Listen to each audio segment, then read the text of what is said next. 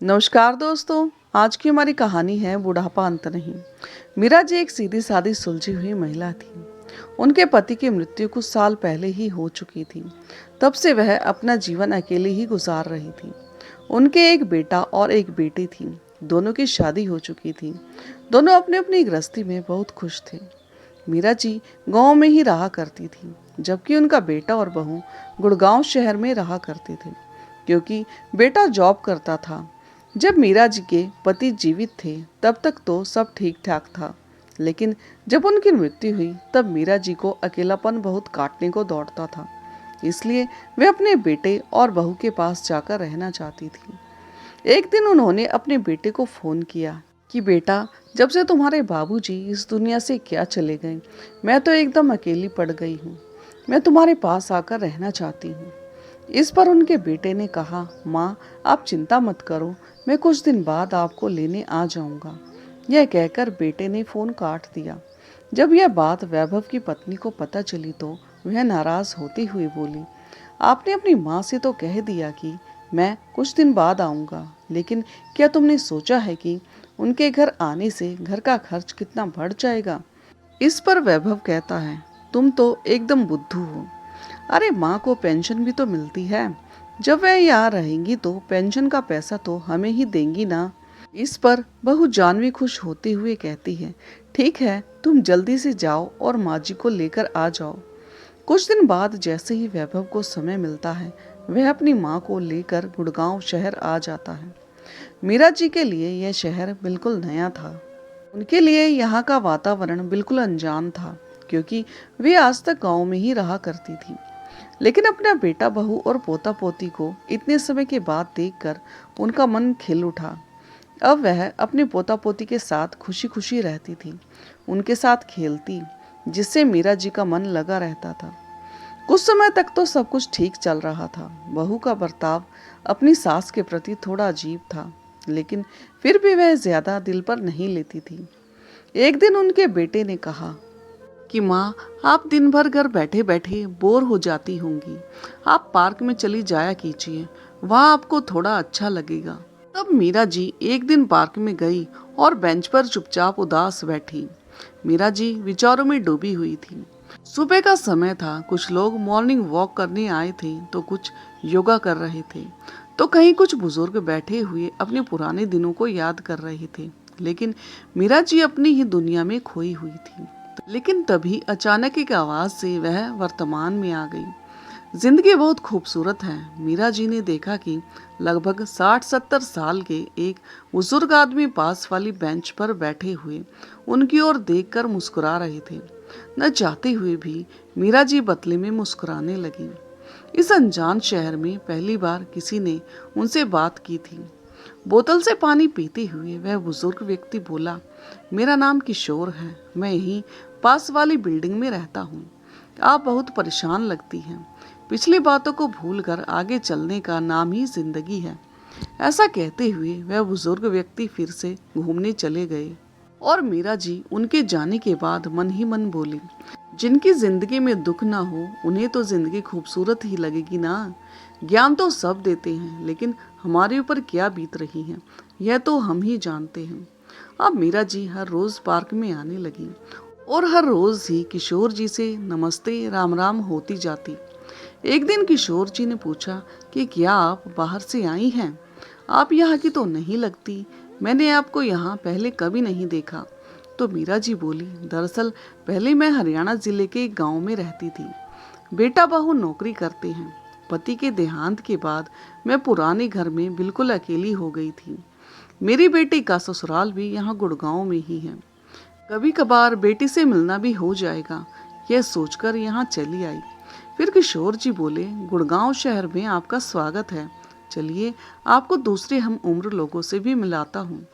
दरअसल यहाँ पार्क में बुजुर्ग लोगों का एक ग्रुप बना हुआ है, जहाँ सब लोग एक दूसरे के सुख दुख में शामिल होते हैं, हंसते हैं, बतलाते हैं, कभी भजन गाते हैं तो कभी पुराने गाने भी गुनगुना लेते हैं, कभी जन्मदिन मनाते हैं तो कभी त्योहार। उनकी बात सुनकर मीरा जी को खुशी हुई और उन्होंने ग्रुप में शामिल होने की इच्छा जताई। तो किशोर जी ने उन्हें ग्रुप के अन्य सदस्यों से मिलवाया और उन्हें भी ग्रुप में शामिल कर लिया। सबसे मिलकर वह बहुत खुश हुई। इस ग्रुप के अधिकतर लोग अपने जीवन साथी को खो चुके थे। किसी को कोई बीमारी थी तो किसी को कोई, लेकिन मीरा जी यह देखकर हैरान थी कि सभी लोग जिंदा दिल थे और ऊर्जा से भरपूर जीवन जी रहे थे। उन लोगों से मिलकर मीरा जी की उदासी कहीं दूर चली गई थी। हर रोज सुबह और शाम को वह सब लोगों के साथ अपना समय बिताने लगी।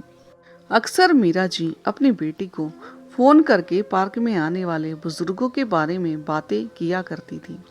माँ के हम उम्र लोगों के साथ मेल जोल की बात सुनकर उनकी बेटी को बहुत खुशी हुई। पार्क में आने वाले जितने भी लोग थे, वृद्धजन या बच्चे या बूढ़े या जवान, सभी अपनी दुनिया में मस्त थे। एक दिन मीरा जी ने नोटिस किया कि पार्क में आने वाले सभी बुजुर्ग उनसे बड़े थे, परंतु सब लोग अपने को एकदम फिट रखते थे।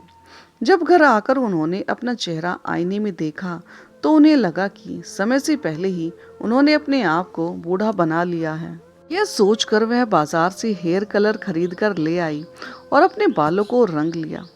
फिर अलमारी खोली और पति का दिया हुआ सबसे खूबसूरत सेट पहन लिया और आईने में देखकर मुस्कुराती हुई खुद से बोली, यह हुई ना बात। शाम के समय जैसे ही पार्क जाने के लिए वह बाहर निकलने लगी, उसी समय उनकी बहू की नजर उन पर पड़ गई। मीरा जी को देखकर उसका मुंह खुला का खुला रह गया और बोली, यह सब क्या है माँ जी? वैभव, तुम्हारी माँ की सजने संवरने की उम्र रह गई है क्या? जानवी की बात सुनकर जैसे ही बेटे ने उनकी ओर देखा तो मुंह पर हाथ रखकर हंसने लगा। तभी वह बोली, माँ जी, यह सब पहनने की आपकी उम्र नहीं है। अब तो पापा जी भी नहीं रहे। जानवी बहू का गुस्सा देखकर मीरा जी का दिल टूट सा गया था और वह चुपचाप जाकर अपने कमरे में बैठ गई। अब उनका पार्क जाने का मन नहीं हुआ। वह सोचने लगी कि अगर आज अच्छे से तैयार हो गई तो ऐसा भी कौन सा गुनाह कर दिया मैंने। अपने आप से बातें करते हुए, आज तक तो मैंने कभी बहू को किसी भी बात के लिए नहीं रोका टोका। अपनी मर्जी से पहनती है, खाती है, बाहर आती जाती है। पर मैं तो हमेशा यही सोचती थी कि वक्त बदल चुका है। बड़े शहरों में लोग मॉडर्न होते हैं। आज मैंने थोड़ा सा अपने बारे में सोचा तो मेरा ऐसा मजाक बना दिया। उनकी आंखों से आंसू बहने लगे। तभी उनके मोबाइल पर उनके ग्रुप के सदस्यों के फोन आने लगे। उसी समय मीरा जी खड़ी हुई और खुद से बोली, नहीं, मेरी जिंदगी मैं अपने मुताबिक जीऊंगी। ऐसा कहकर वह चली गई बिना बेटे बहू की परवाह किए। अब मीरा जी अपने लिए जीना चाहती थी। उनकी पेंशन से उन्हें अच्छा खासा पैसा मिल जाता था, जिसे आज तक वह अपने बेटे बहू को देती आई थी। लेकिन इस महीने उन पैसों को उन्होंने अपने ऊपर खर्च कर दिया। पार्क में भी उनकी बहुत सी सहेलियां बन गई थीं, जिनके साथ बाजार जाकर वह अपने लिए अपने मनपसंद कपड़े और वस्तुएं खरीद कर ले आई।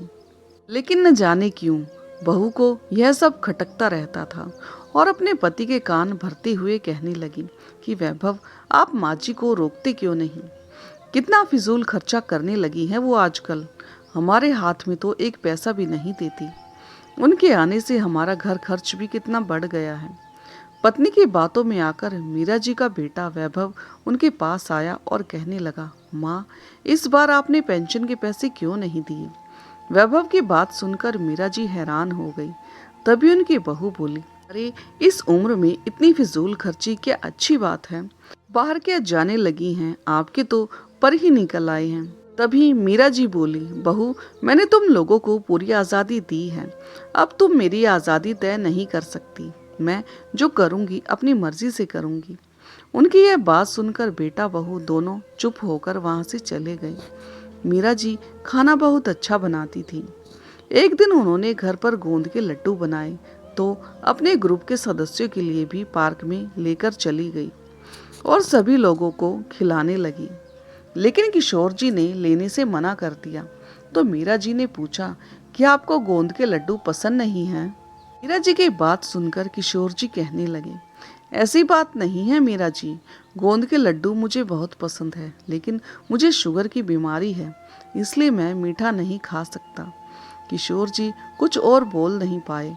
उनकी आंखों से आंसू बहने लगे और चुपचाप घर की ओर चले गए। 2 दिन बीत चुके थे लेकिन किशोर जी पार्क में नहीं आए। ग्रुप के अन्य सदस्यों से पूछा तो पता चला कि वह फोन भी नहीं उठा रही। मीरा जी को मन ही मन उनकी चिंता सताई जा रही थी। बार बार उनका हंसता मुस्कुराता चेहरा उनके सामने आ रहा था। जैसे ही घर जाने के लिए वह पार्क से निकलने लगी, उनके पैर अपने आप ही किशोर जी के घर की ओर मुड़ गए। गार्ड से उनके फ्लैट का नंबर पूछा और उनके दरवाजे पर जाकर बेल बजाई। किशोर जी ने बड़ी मुश्किल से हिम्मत करके दरवाजा खोला। मीरा जी उन्हें सामने देखकर हैरान रह गई। मीरा जी बोली, आपकी तबीयत इतनी खराब है, लेकिन घर पर आपकी देखभाल के लिए कोई नहीं है क्या? तो किशोर जी बोले, दरअसल मैं अकेला ही रहता हूँ। यह बात सुनकर मीरा जी को बड़ी बेचैनी हुई। मीरा जी के मन में एक आशंका उत्पन्न हुई। उन्होंने किशोर जी से पूछा, कितना जिंदा दिल इंसान और बिल्कुल अकेला, और वह भी बीमारी की हालत में, और उनकी देखभाल करने वाला भी कोई नहीं है। फिर मीरा जी ने ग्रुप के अन्य सदस्यों को फोन करके बुलाया। किशोर जी ने बहुत मना किया, लेकिन मीरा जी बोली, क्या बात कर रही हैं आप? जिस व्यक्ति ने मुझे जीना सिखाया उसे मैं अकेला कैसे छोड़ सकती हूँ? थोड़ी ही देर में कुछ लोगों की मदद से मीरा जी किशोर जी को डॉक्टर के पास लेकर गई। डॉक्टर साहब ने अच्छी खुराक और समय पर दवाइयाँ लेने की हिदायत दी, लेकिन उनके खाने पीने की समस्या थी, क्योंकि उनकी देखभाल करने वाला कोई भी नहीं था। फिर मीरा जी सहित अन्य 3 महिलाओं ने खाना बनाकर भेजने की जिम्मेदारी ली। समय समय पर मीरा जी उन्हें दवाइयाँ लेने की भी हिदायत देती रहती थी। कुछ ही दिनों में किशोर जी बिल्कुल ठीक हो गए और वापस पार्क में आने लगे। एक दिन मीरा जी ने उनसे पूछा कि क्या आपका इस दुनिया में कोई नहीं है? आज मीरा जी की बात को किशोर जी टाल नहीं पाए और मुस्कुराते हुए बोले, वे भी क्या दिन थे जब मैं अपनी पत्नी को शादी करके लाया था। इतने सुंदर सपने सजाए थे हम लोगों ने। पता है मीरा जी, कई साल तक हमारा कोई बच्चा नहीं था। काफी समय तक डॉक्टरी इलाज करवाया तो उनके बाद खुशखबरी आई और हमारे बेटे का जन्म हुआ। अपने छोटे से परिवार में हम लोग बहुत खुश थे, लेकिन वह खुशियाँ शायद भगवान को मंजूर नहीं थी। अभी बेटा 8 साल का ही हुआ था कि एक दिन पता चला कि मेरी पत्नी के दिमाग में ट्यूमर है, और जब पता चला तब तक बहुत देर हो चुकी थी। मेरी पत्नी इस दुनिया को छोड़कर चली गई, हमेशा हमेशा के लिए। बोलते बोलते किशोर जी का गला रुंधने लगा। रिश्तेदारों ने उन्हें दूसरी शादी करने की सलाह दी, लेकिन मैं अपने इकलौते बेटे पर सौतेली माँ का साया नहीं पड़ने देना चाहता था। इसलिए जीवन में किसी भी परेशानी की परवाह न करते हुए मैंने दोनों का प्यार अकेले ही उसे दिया और बेटे को किसी चीज़ की भी कोई कमी नहीं आने दी। जब बेटा बड़ा हुआ तो मैंने बिना किसी आनाकानी के उसकी पसंद की लड़की से उसकी शादी करवा दी। एक दिन बेटे ने कहा कि हम 1 महीने के लिए ऑस्ट्रेलिया घूमने जाना चाहते हैं। यह कहकर बेटा बहू चले गए और बाद में पता चला कि जिस मकान में हम लोग रह रहे थे, बेटे ने वह मकान ऑस्ट्रेलिया जाने से पहले ही बेच दिया था और खरीदारों को बोला गया था कि 2 महीने बाद मकान खाली करवा लेना। उसके बाद बेटा फिर कभी नहीं आया। फिर भरी आंखों से किशोर जी बोले, अगर मेरे फंड का पैसा न होता तो मैं सड़क पर आ जाता। उसी पैसे से मैंने ही 2 कमरों का मकान खरीदा और यहाँ रहने लगा। कहते कहते किशोर जी की आंखों से आंसू बहने लगे।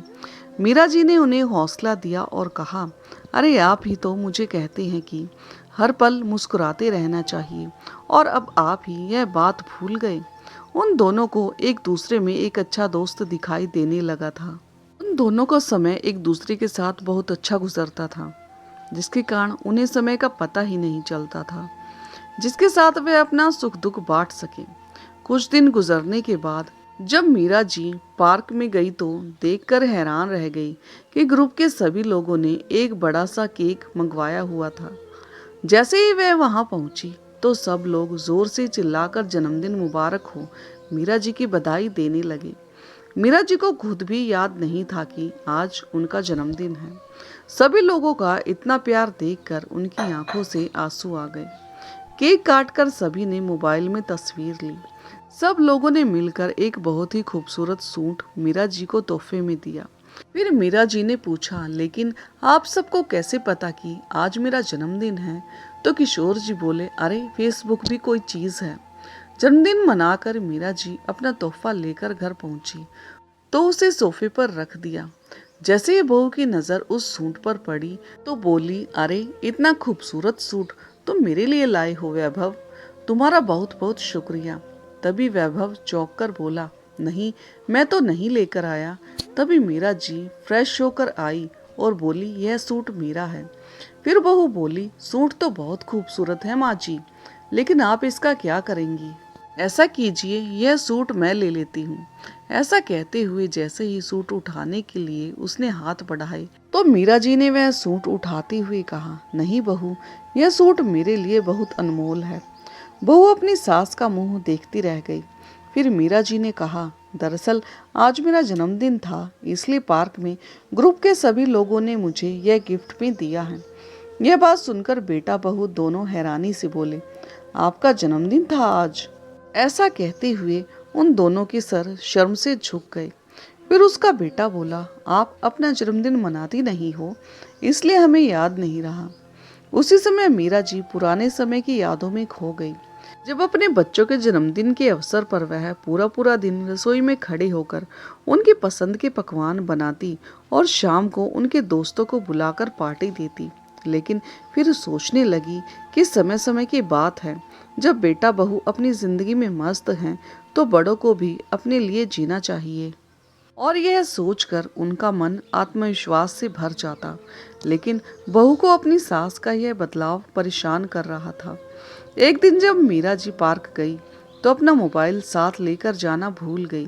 उस दिन बहू और बेटा घर पर जल्दी आ गए थे। बहू की नज़र सास के मोबाइल पर गई तो उठाकर चेक करने लगी, लेकिन जब देखा कि सास व्हाट्सएप पर फेसबुक पर है तो वह दंग रह गई और नमक मिर्च लगाकर अपने पति को किशोर जी द्वारा भेजे गए गुड मॉर्निंग और गुड नाइट के मैसेज दिखाने लगी। अब तो बेटे को भी अपनी माँ में खोट दिखाई देने लगी। बस फिर क्या था, जैसे ही मीरा जी घर वापस लौटी तो बेटा बहू दोनों तो जैसे उन पर बरसने को ही तैयार बैठे थे। अपनी माँ को कुछ बोलने का मौका दिए बगैर ही वह उनके चरित्र पर उंगली उठाने लगा। मीरा जी हैरान रह गई। फिर खुद को संभालती हुई बोली, क्यों बहू, 4 दिन पहले ही अपने ऑफिस के दोस्तों के लिए तुमने घर पर पार्टी रखी थी ना, जिसमें तुम्हारे ऑफिस के सभी दोस्त आए थे, जिसमें पुरुष भी थे और महिलाएं थीं, लेकिन मैंने तो तुम्हारे चरित्र पर उंगली नहीं उठाई। फिर तुम मेरे बारे में ऐसा कैसे बोल सकती हो? मीरा जी के मुंह से जवाब सुनकर उनकी बहू के पास शब्द ही नहीं बचे और वह चुपचाप अपने कमरे में चली गई। अगले दिन बेटा बहू के ऑफिस जाने के बाद जैसे ही मीरा जी पोते पोती के लिए खाना बनाने के लिए रसोई घर में गई तो फर्श पर पानी गिरा होने के कारण वह जमीन पर धड़ाम से गिर गई। उनके बाजू में गंभीर चोट आई और कमर में भी बहुत ज्यादा दर्द हो रहा था। तभी उनके पोता पोती ने तुरंत फोन लगाकर अपने पापा को सारा हाल बताया और उन्हें जल्दी आने को कहा। डॉक्टर साहब से चेक करवाया तो पता चला कि उनके पैर की हड्डी में फ्रैक्चर हुआ है। डॉक्टर साहब ने पैर पर प्लास्टर चढ़ा दिया और दवाइयाँ देकर उन्हें घर भेज दिया। लेकिन अब उनका पार्क जाना छूट गया था। किशोर जी उन्हें फ़ोन करते या मैसेज करते तो वह किसी बात का जवाब नहीं दे पाती। यूं ही चुपचाप उदास लेटे हुए आंसू बहाती रहती। काम वाली खाना पकाकर रख जाती और बेटा बहू रोजाना अपने काम पर चले जाते।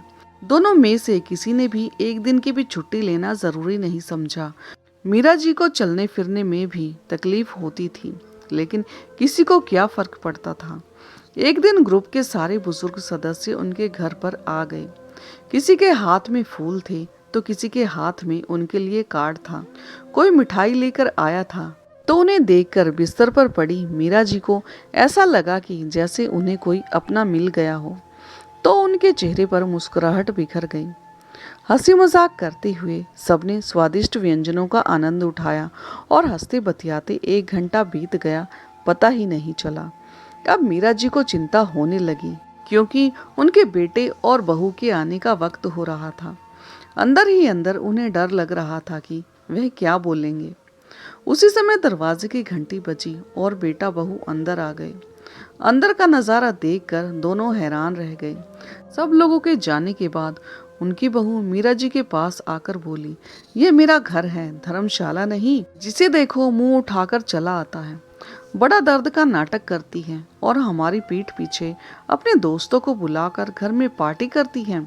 अरे कुछ तो शर्म कीजिए। आपकी इन हरकतों का हमारे बच्चों पर क्या असर पड़ेगा। बहू की यह बात सुनकर मीरा जी चुपचाप लेटी रही। आज उन्हें अपने पति की याद सता रही थी। सोचने लगी कि उनके रहते मजाल है कोई भी मुझ पर उंगली उठा सके, और आज अपमान के कड़वे घूंट पीने को मजबूर हो गई हैं। दिन बीतने लगे और करीब 1.5 महीने के बाद मीरा जी का प्लास्टर भी उतार दिया गया तो धीरे धीरे उनकी मुस्कुराहट वापस आने लगी। अब वे आराम से पहले की तरह चल फिर सकती थी, लेकिन बहू के ताने थे जो बंद होने का नाम ही नहीं ले रहे थे, और बेटा सब कुछ सुनकर भी अनसुना कर देता। घर के माहौल से परेशान होकर एक दिन मीरा जी ने ठान लिया, बस अब और नहीं। जीवन के आखिरी पड़ाव पर है और न जाने कब इस जीवन का अंत हो जाए। इससे पहले मैं स्वयं के लिए जीना चाहती हूँ। जो मुझे अच्छा लगेगा मैं वही करना चाहती हूँ। बेटे बहू का मुंह छोड़ते हुए एक दिन उन्होंने फैसला कर लिया और सामने की बिल्डिंग में 2 कमरों का फ्लैट किराए पर ले लिया। बेटे ने रोकना चाहा तो मीरा जी ने साफ साफ कह दिया कि अब मैं किसी पर बोझ नहीं बनना चाहती। तभी उनकी बहू बोली, अब तो आप आजाद घूमेंगी, अब आपको किसी की क्या जरूरत है। मीरा जी गुस्सा करने के बजाय मुस्कुराते हुए बोली, बिल्कुल, अब मैं अपने अधूरे सपनों को पूरा करूंगी। उन्होंने अपना सामान पैक किया और अपने फ्लैट में शिफ्ट हो गई। उनकी इतनी पेंशन तो आती ही थी कि काम वाली बाई लगा सके और अपना खर्चा आसानी से निकाल पाए। अब मीरा जी अपनी जिंदगी सुकून से जी रही थी। उनका बेटा और पोता पोती कभी कभार उनसे मिलने आ जाया करते थे, लेकिन बहू से तो इतना भी न बन पड़ा। अक्सर किशोर जी चाय उनके घर पर पीते थे। पार्क के अन्य बुजुर्ग व्यक्ति भी उनके घर आते जाते रहते थे। अब मीरा जी स्वयं को आजाद महसूस करती थी। एक दिन वह हैरत में पड़ गई जब उन्होंने अपने घर के दरवाजे पर बेटे के साथ बहू को आया देखा। इससे पहले वह कुछ पूछती तभी उनकी बहू तेजी से अंदर आई और बोली, माँ जी, कुछ शर्म बची है या नहीं? पता है सोसाइटी वाले आपके बारे में क्या क्या बातें कर रही हैं, वो पता है या नहीं? आखिर आपके और किशोर जी के बारे में चल क्या रहा है? तभी मीरा जी बोली, बेटा, मुझे दुनिया वालों की बातों से कोई फर्क नहीं पड़ता। मुझे केवल इतना पता है कि सारी उम्र जिम्मेदारियां निभाते निभाते मैंने अपने बारे में सोचना ही छोड़ दिया था। बाकी की बची कुची जिंदगी मैं हंसी खुशी से गुजारना चाहती हूँ, पर मुझे नहीं लगता कि इसमें किसी को कोई परेशानी होनी चाहिए। हाँ, रही बात किशोर जी की, तो उन्होंने तो मुझे जीना सिखाया है, वरना मैं तो बुरी तरह टूट चुकी थी। तभी उनका बेटा बोला, लेकिन माँ, आप इन लोगों को जानती नहीं हैं। ऐसे लोग अपनापन दिखाकर दूसरों को लूट लेते हैं। बेटा, मैंने अपने यह बाल धूप में सफेद नहीं किए, और वैसे भी जिसे अपनों ने ही लूट लिया हो उसे दूसरे क्या लूटेंगे। फिर तुमने मेरे पास छोड़ा ही क्या है जो कोई लूट लेगा। इस समय किशोर जी, जो दरवाजे के बाहर खड़े हुए सारी बातें सुन रहे थे, घर के अंदर आ गए और उन्हें देखते ही मीरा जी के बेटा बहू का मुंह खुला का खुला रह गया। जैसे ही वह उठकर बाहर जाने लगे, उसी समय किशोर जी ने उनसे कहा, बेटा, अगर बुरा न मानो तो मेरी एक बात सुनते जाओ। शर्म मीरा जी को नहीं, बल्कि तुम जैसे बेटा बहू को आनी चाहिए। किसी के चरित्र पर उंगली उठाने से पहले तुम लोग एक बार भी नहीं सोचते। तुम लोग जानना चाहते हो कि तुम्हारी माँ क्या करती है। जैसे ही किशोर जी ने कहा तो मीरा जी ने उन्हें चुप करने का इशारा किया, परंतु वे रुकने वाले नहीं थे। बोले, पार्क में हर रोज सुबह और शाम को जब हम सब लोग इकट्ठे बैठते हैं, तो वहीं पास में ही सोसाइटी में काम करने वाली औरतों के बच्चे आवारा घूमते हैं। छोटी सी उम्र में भी गलत आदतों के शिकार हो रहे हैं।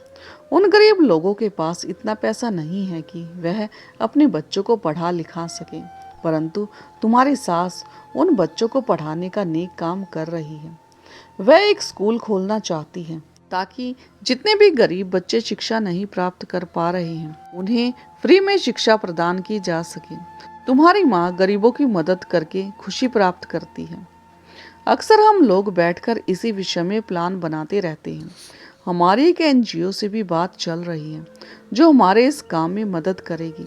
तुम्हारी माँ का वर्षों पुराना सपना अब पूरा होने जा रहा है, लेकिन आज अपनी माँ के बारे में तुम लोगों के विचार सुनकर मुझे बहुत दुख महसूस हो रहा है कि अच्छा ही हुआ कि मेरा बेटा मुझे पहले ही छोड़कर चला गया।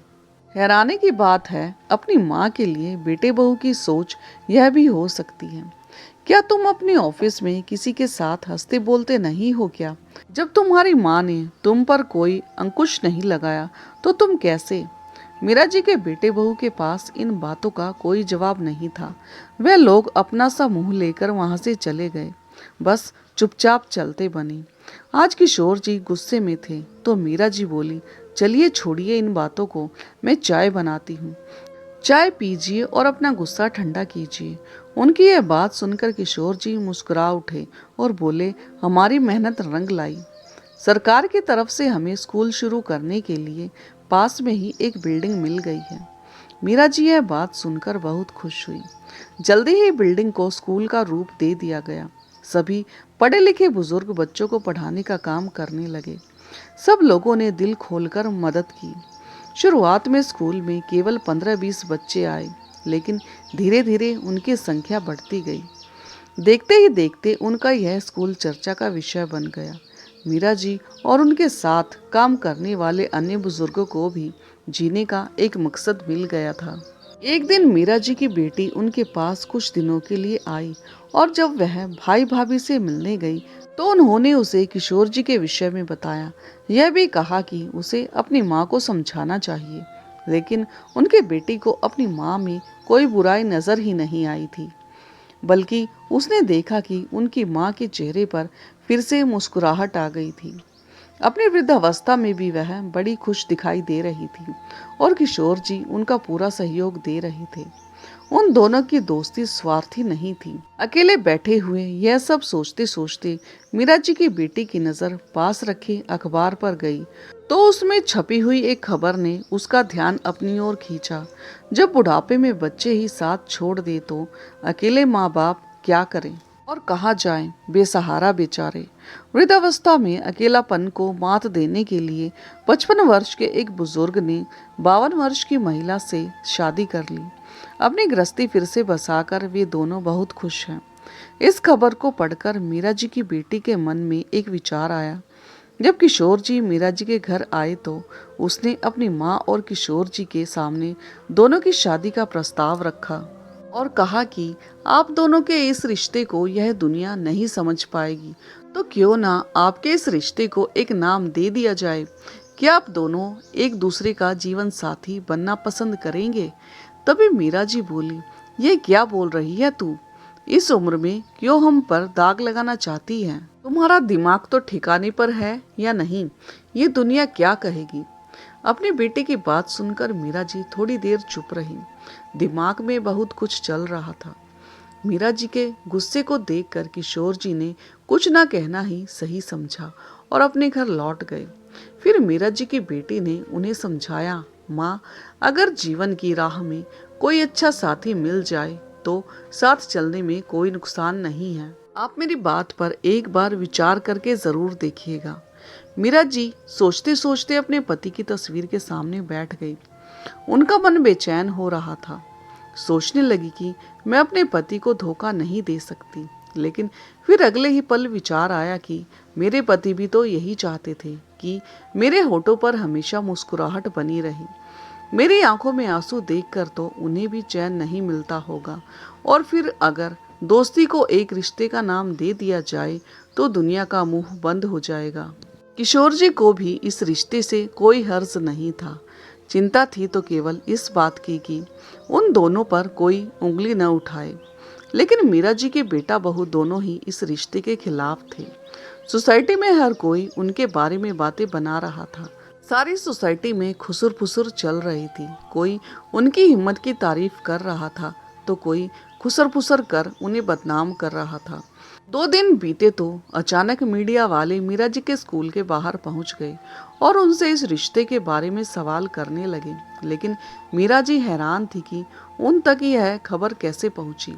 और उधर मीरा जी की बहू पीछे खड़ी हुई मुस्कुरा रही थी और सोच रही थी कि बड़ी आई हिम्मत दिखाने वाली अब पूरी दुनिया को जवाब देंगी तो पता चलेगा। चारों तरफ जैसे हंगामा सा हो गया, लेकिन मीरा जी ने सोच लिया था कि आज वह चुप नहीं रहेंगी।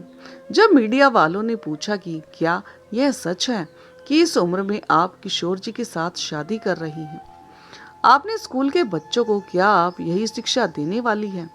मीरा जी ने खुद को मजबूत बनाते हुए एक गहरी सांस ली और बोली, यह बिल्कुल सच है कि हम दोनों शादी करने जा रहे हैं और उसके लिए मजबूर करने वाला यह समाज ही है। हमारा शादी करने का मकसद केवल अपना अकेलापन बांटना है, वह अकेलापन जो आज की पीढ़ी ने हमें दिया है। अरे हम लोग तो पेड़ के सूखे हुए पत्ते हैं जो कब झड़ जाएं नहीं मालूम, लेकिन जब तक पेड़ से जुड़े हैं तब तक खाद और पानी की तो जरूरत हमें भी है। किसी से हंसना बोलना हमें भी अच्छा लगता है। अगर हम एक दूसरे के साथ सुख दुख बांट लेते हैं, हंस बोल लेते हैं, तो यह भी समाज को रास नहीं आता। तभी किशोर जी आए और मीरा जी का हाथ थामते हुए बोले, शादी करने का फैसला हमने इसलिए लिया है कि ताकि समाज के सामने हमारे रिश्ते पर मुहर लग जाए और किसी को हमारा हंसना बोलना गलत न लगे। अब भी यदि किसी के मन में कोई सवाल है तो बोलो। तभी भीड़ में से तालियों की आवाज आने लगी। तालियों की गड़गड़ाहट से मीडिया वालों के सवाल दब चुके थे। यह तालियां मीरा जी और किशोर जी के बुजुर्ग साथी बजा रहे थे। देखते ही देखते पूरा स्कूल तालियों से गूंज उठा।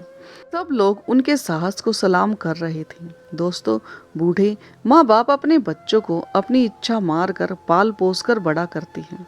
वही बच्चे बड़े होकर अपने माँ बाप को दर दर की ठोकरें खाने पर मजबूर कर देते हैं और उन्हें बुढ़ापे में अकेला छोड़ देते हैं। सभी को इस समाज में खुलकर जीने का अधिकार है। तो दोस्तों, आपको ये भावुक और प्रेरणादायक कहानी कैसी लगी और कहानी का कौन सा हिस्सा आपके दिल को छू गया, कमेंट करके ज़रूर बताएं। और हाँ, यदि चैनल पर नई हो तो चैनल को लाइक, सब्सक्राइब और शेयर करना ना भूलें। तो मिलते हैं एक नई कहानी के साथ। तब तक के लिए धन्यवाद।